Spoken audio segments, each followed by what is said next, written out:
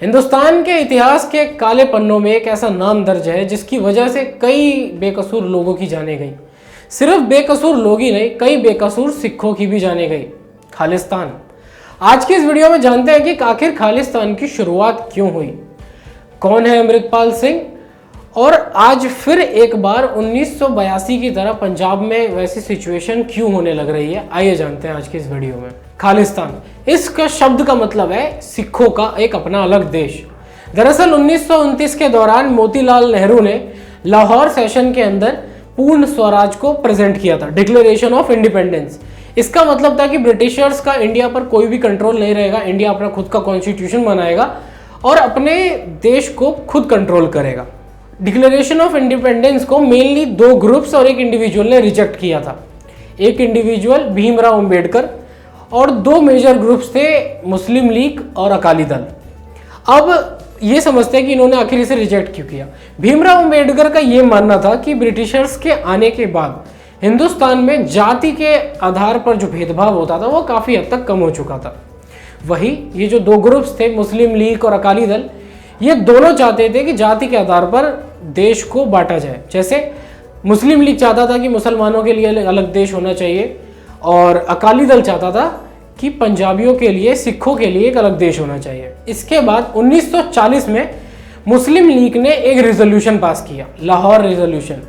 इस रेजोल्यूशन के अंदर ये चीज़ लिखी गई थी कि मुसलमानों के लिए एक अलग देश होना चाहिए। और इसके रिस्पॉन्स में अकाली दल का भी ये कहना था कि उनको भी अपना एक अलग देश चाहिए, उनका एक सेपरेट कंट्री होना चाहिए और उनका संविधान भी वो खुद बनाएंगे। और इसी बीच पहली बार खालिस्तान शब्द का इस्तेमाल किया गया। बट कांग्रेस ने इन डिमांड्स को रिजेक्ट किया। उनका सिंपल सा कहना था कि हिंदुस्तान को जाति के आधार पर या किसी भी लैंग्वेज के आधार पर बांटा नहीं जा सकता। हिंदुस्तान की आज़ादी और हिंदुस्तान के बंटवारे के बाद नेहरू जी ने ये चीज़ बोली थी कि सिख हिंदुस्तान के लिए बहुत ज़रूरी है। ऐसे में सिखों को एक स्पेशल राइट्स दिए जाएंगे जैसे कश्मीरियों को दिए गए थे। बट बाद में इंडियन कॉन्स्टिट्यूशन में सिखों को एक अलग रिलीजन ना बता के सिखों को हिंदूज के साथ ही डिफाइन कर दिया गया। ये वो दौर था जिस वक्त सिखों के अंदर एक अलग सा गुस्सा आ चुका था, क्योंकि सिख शुरू से चाहते थे कि सिख कम्युनिटी जो है वो एक अलग रिलीजन है, ना कि वो हिंदुओं के अंदर आती है। बट गवर्नमेंट ने उनको हिंदुओं के अंदर ही डिफाइन कर दिया। इसी के साथ साथ सिखों की ये मांग भी थी कि कम से कम लैंग्वेज के बेसिस पर स्टेट डिवाइड किए जाएं। ऐसे में 1966 में सेंट्रल गवर्नमेंट ने इनकी ये डिमांड एक्सेप्ट करी और मेजरली 3 स्टेट्स को डिवाइड किया गया, पंजाब, हरियाणा और हिमाचल प्रदेश। हिंदी यानी हिमाचल प्रदेश, पंजाबी लैंग्वेज यानी पंजाब, और पंजाब का ही कुछ हिस्सा था जो पहाड़ी इलाका था वो हिमाचल प्रदेश को दे दिया गया। अब सिख इससे भी खुश नहीं थे, क्योंकि लैंग्वेज के बेसिस पर डिवाइड तो किया गया स्टेट्स को, बट एक वहाँ पे प्रॉब्लम थी। दरअसल पंजाब का कुछ एरिया हरियाणा को दे दिया गया था और इसी के साथ साथ चंडीगढ़ यानी राजधानी जो थी पंजाब की, वो भी पंजाब को शेयर करनी पड़ी हरियाणा के साथ। ऐसे में सिखों का गुस्सा और ज़्यादा बढ़ गया, क्योंकि उनको अपनी राजधानी भी शेयर करनी पड़ी और पंजाब का कुछ एरिया भी हरियाणा में चला गया था। इसके बाद 1973 में अकाली दल ने एक रेजोल्यूशन पास किया, आनंदपुर साहिब रेजोल्यूशन। मेनली इस रेजोल्यूशन के अंदर 2 ही चीज़ें डिफाइन की गई थी। पहली चीज़ कि पंजाब अपना खुद का संविधान बनाएगा। मेजर चीज़ें जैसे इकोनॉमी, ट्रांसपोर्टेशन, फॉरेन अफेयर्स जैसी चीज़ें इंडियन गवर्नमेंट देखेगी, सेंट्रल गवर्नमेंट देखेगी, बट पंजाब के अंदर उनका खुद का कॉन्स्टिट्यूशन चलेगा। और दूसरा, जो एरियाज पंजाब के हरियाणा को दे दिए गए थे वो हरियाणा को वापस करने होंगे पंजाब को। अकाली दल ने इस रेजोल्यूशन को प्रेजेंट तो किया, बट सेंट्रल गवर्नमेंट ने इसको रिजेक्ट कर दिया। जिसके बाद वक्त बदला, सिचुएशन बदली, चीज़ें बदलती गई और लोग इसको भूलते गए, सिवाय एक इंसान के, जर्नैल सिंह भिंद्रेवाला। अब जर्नैल सिंह भिंद्रेवाला कौन है? दरअसल एक ऑर्गेनाइजेशन है दमदमी टक्सल, जिसके ये लीडर थे। और जैसे हर सिक्के के 2 पहलू होते हैं, वैसे इनके बारे में लोगों का 2 तरीके से सोचना था। कुछ लोगों का मानना था कि जर्नैल सिंह भिंद्रेवाला वो इंसान था जो सिखिज्म को बहुत ही ज़्यादा रिस्पेक्ट करता था, जैसे अपने ग्रंथों की बहुत इज्जत करना, उन्हीं के आधार पर चलना, और मेनली अपने लोग यानी जो भी सिख लोग हैं जो दारू पीते हैं, ड्रग्स लेते हैं, उन सबको इससे दूर करना। वहीं दूसरी तरफ कुछ लोगों का ये मानना था कि जर्नैल सिंह भिंद्रेवाला को हिंदुओं से बहुत प्रॉब्लम थी, वो हिंदू और सिख प्रॉब्लम को सॉल्व करना चाहते थे। इसी को प्रेजेंट करते हुए खुशवंत सिंह ने, ये एक ऑथर है, इन्होंने अपनी बुक में इस लाइन का भी जिक्र किया था जिसके अंदर जर्नैल सिंह भिंद्रावाला ने ऐसा कभी कहा था कि अगर सबको मिलकर हिंदू और सिखों की प्रॉब्लम सॉल्व करनी है तो हर सिख को 32 हिंदुओं को मारना होगा, तब जाकर ये हिंदू और सिखों की प्रॉब्लम सॉल्व होगी। बट तब तक भिंद्रावाला बहुत ज़्यादा फेमस नहीं थे। ये फेमस हुए अपनी वॉयलेंट स्पीचेस की वजह से। इनकी स्पीचेस से काफ़ी इजीली लोग इन्फ्लुएंस हो जाते थे और उसके बाद दंगे भड़क जाते थे।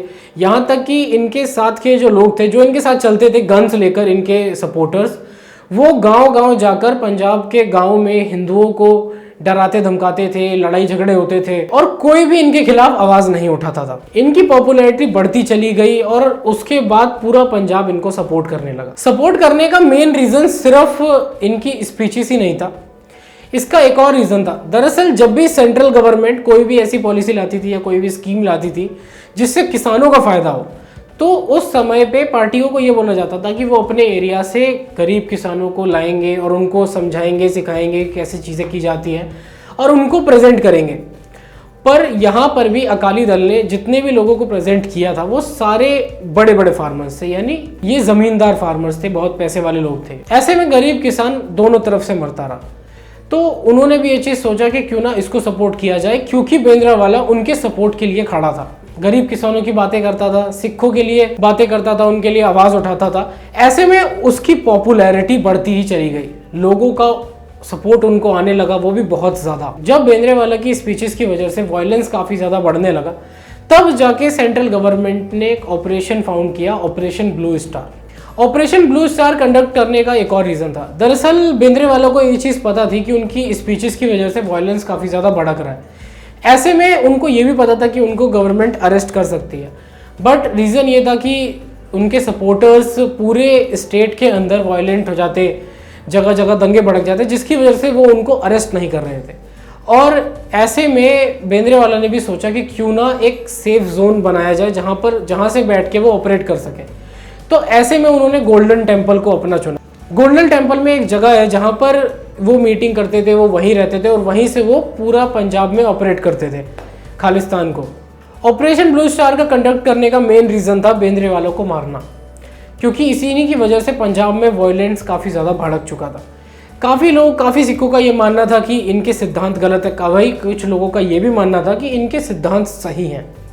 ऐसे में जब वायलेंस काफ़ी ज़्यादा भड़का तो इंडियन आर्मी ने इस ऑपरेशन को कंडक्ट करके गोल्डन टेम्पल पे अटैक किया और भिंद्रावाला की इसी में मृत्यु हो गई। भिंद्रावाला के साथ साथ 300 से ज़्यादा लोगों की मृत्यु हुई थी गोल्डन टेम्पल के अंदर।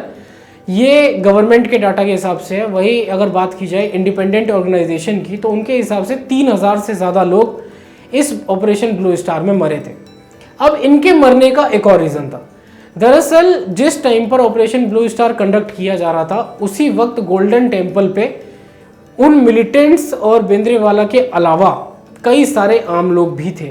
दरअसल आम नागरिक वहाँ पे अपने 5वें गुरु अर्जुन देव की डेथ एनिवर्सरी मनाने गए थे, बट ये चीज़ आर्मी को नहीं पता थी, जिसकी वजह से, अब आर्मी को पता थी या नहीं थी ये तो उस टाइम के लोग ही जाने, बट इसकी वजह से कई सारे आम नागरिकों की भी जाने गई। इसी बीच जो लोग भिंद्रावाला को एज अ टेररिस्ट मानते थे या फिर जो भी इंसान उनकी आइडियोलॉजीज को गलत मानते थे, बाद में वो भी इन चीज़ों को ठीक मानने लगे। अब ऐसा क्यों हुआ, ये बहुत समझने वाली बात है। दरअसल इंडियन आर्मी ने जो अटैक किया था वो अटैक किया था गोल्डन टेम्पल पे। अब जब किसी के भी धर्म पर बात आती है तो उस टाइम पर सारे लोग काफ़ी ज़्यादा इमोशनल हो जाते हैं और उसके बाद और ज़्यादा सिखों का गुस्सा भड़कने लगा, क्योंकि ऑब्वियस सी बात थी, उनके मंदिर पर, उनके गुरुद्वारा पर अटैक किया था। तो ऐसे में उनको भी लगा कि ये उनके धर्म पर अटैक है, जिसकी वजह से जो इंसान कल तक टेररिस्ट था वो इंसान आज इन सबके लिए एक अच्छा इंसान बन गया था। इनफैक्ट अगर आप आज भी गोल्डन टेम्पल जाओगे तो वहाँ पे आपको जर्नैल सिंह भिंद्रावाला की तस्वीर देखने को मिलेगी उनके म्यूजियम में। ऑपरेशन ब्लू स्टार के बाद 31 अक्टूबर 1984 में इंदिरा गांधी को उन्हीं के 2 सिख बॉडीगार्ड्स ने गोली मार दी, जिसके बाद दंगे और ज़्यादा भड़क गए दिल्ली में। इसी बीच कई सारे सिखों की भी इसमें जाने चली गई। इसके बाद खालिस्तानी ग्रुप्स ने कई सारे अटैक्स किए इंडिया के अंदर और बाहर भी। इंडिया में जैसे एयर इंडिया का एक फ़्लाइट था जिसके अंदर 329 पैसेंजर्स थे, इन्होंने इस पूरी फ़्लाइट को ही उड़ा दिया बम से। अब तक जितनी भी चीज़ें बताई मैंने, इससे आप ये चीज़ समझ सकोगे कि खालिस्तान की शुरुआत क्यों हुई। इसके बाद आज भी कई बार जब आप पंजाब जाओगे या पंजाब में कोई प्रोटेस्ट हो रहा होगा, जैसे फार्मर प्रोटेस्ट भी था, तो ऐसी कोई भी पब्लिक गैदरिंग जहाँ पे बहुत सारे लोग आते हैं किसी पॉलिटिकल इशू पे बात कर रहे हैं, वहाँ पे आपको खालिस्तान के सपोर्टर्स ज़रूर दिखेंगे। इसके अलावा खालिस्तान का फ्लैग भी आपको कई बार इन प्रोटेस्ट में देखने को मिल जाएगा। इसके बाद एक चीज़ तो साफ थी कि खालिस्तान के लिए ईजी नहीं होगा इंडिया से ऑपरेट करना। ऐसे में धीरे धीरे करके इनके सारे सपोर्टर्स इंडिया छोड़कर चले गए। आज के टाइम पे ये ज़्यादातर लोग अब्रॉड रहते हैं, कनाडा रहते हैं, अमेरिका और ऑस्ट्रेलिया में रहते हैं और वहीं से ऑपरेट कर रहे थे। इंडिया में इनके पास कोई लीडर नहीं था खालिस्तान की तरफ से जो बात कर सके। ऐसे में एक नाम सामने आता है, अमृतपाल सिंह संधू। अमृतपाल संधू अमृतसर के झल्लूपुर खेरा गांव से है और इन्होंने अपनी एजुकेशन ख़त्म करके ये दुबई शिफ्ट हो गए अपना फैमिली बिजनेस देखने के लिए। अब तक इन्हें ज़्यादा कोई लोग जानते नहीं थे, जिसके बाद इन्हें वारिस ए पंजाब का हेड बना दिया गया। वारिस ए पंजाब एक ऐसी ऑर्गेनाइजेशन है जो पंजाबियों के मुद्दे सेंट्रल गवर्नमेंट के सामने उठाती है। इसके बाद इनकी एक टर्बन सेरेमनी हुई, जिसके बाद इनका बातचीत करने का तरीका, व्यवहार सब बेंद्रेवाला की तरह होता चला गया। ये बेंद्रेवालों की आइडियोलॉजी पे चलने लगे, उन्हीं की तरह बातें करने लग गए। इनका सारी चीज़ें काफ़ी सिमिलर थी बेंद्रेवाला की तरह और अब ये पॉपुलर होने लग गए थे। इसके बाद और ज़्यादा पॉपुलर ये तब हुए जब इनके एक साथी तूफान सिंह को किडनैपिंग के केस में पंजाब पुलिस ने अरेस्ट किया। अरेस्ट करने के बाद अमृतपाल सिंह की ये मांग थी कि तूफान सिंह को छोड़ दिया जाए, बट पुलिस इनको छोड़ नहीं रही थी। ऐसे में अमृतपाल सिंह के सपोर्टर्स पुलिस स्टेशन के बाहर भारी मात्रा में जमा हो गए। उन्होंने बैरिकेड वगैरह तोड़ दिए, इसमें कई पुलिसकर्मियों को चोट आई थी। इसके बाद ये काफ़ी हाईलाइट में आए जब इन्होंने तूफान सिंह को छुड़वाने के लिए पंजाब गवर्नमेंट को खुली चुनौती दी कि अगर इन्होंने तूफान सिंह को नहीं छोड़ा तो आने वाले वक्त में पंजाब में जो सिचुएशन बनेगी उसके जिम्मेदार पंजाब सरकार होगी। देख रहे हो भाई का स्वैग, मतलब खुली चुनौती। जिसके बाद पंजाब पुलिस ने तूफान सिंह को छोड़ दिया और पंजाब पुलिस ने अमृतपाल सिंह के साथ नेगोशिएट किया।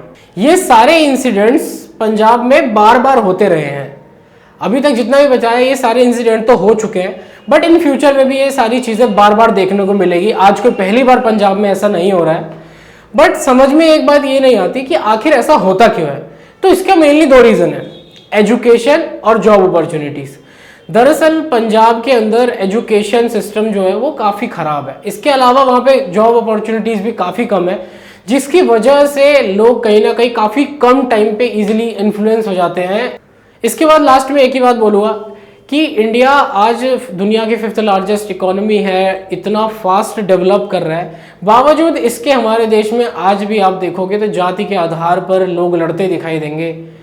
क्या ये छोटी मानसिकता नहीं लगती आप लोगों को कि हम लोग छोटी छोटी बातों पे हर बात पर जाति को ले आते हैं बीच में कि हमें जात के नाम पर हमारा बंटवारा कर दो, हमारा देश अलग कर दो, या फिर हमें ये करना चाहिए कि हम सब साथ मिलके इंडिया को ग्रो करें, इंडिया की इकोनॉमी में अपना कंट्रीब्यूशन दें।